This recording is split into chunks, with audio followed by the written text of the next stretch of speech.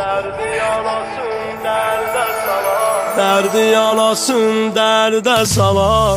Əsğərim layla, miskinləri qəlbində qala. Əsğərim layla, gəl qucağıma nazlı bala. Yat biraz dincə, gölçə kimi tez pərpər ola. Əsğərim layla, mənim aramə canım, mənim aramə canım.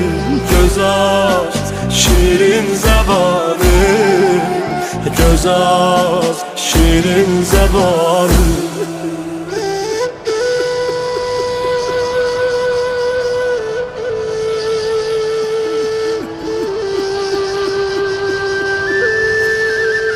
Sinəmi oğul eyləmişəm sənə gəhvarə.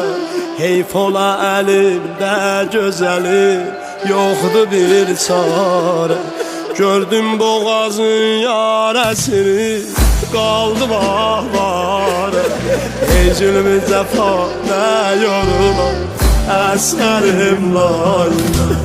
Mənim aramə canım, mənim aramə canım.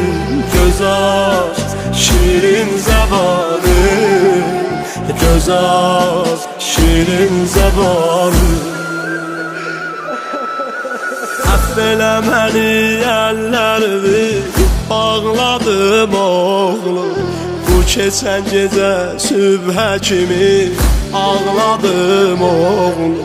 Qüssədən bu yorğun ürəyi dağladım oğlum.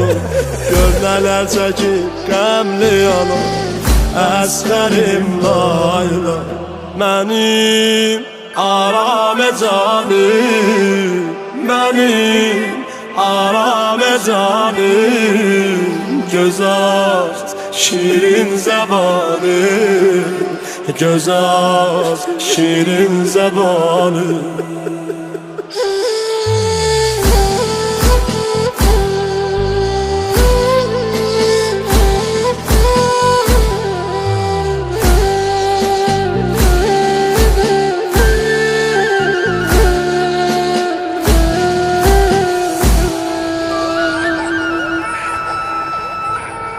Bundan bu yana boş beşiyə çalaram layla.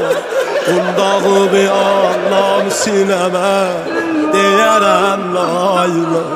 Yox dilin deyəm sözlərimi, mənə bir say. Yandırma məni dil açmaya, əsğərim layla.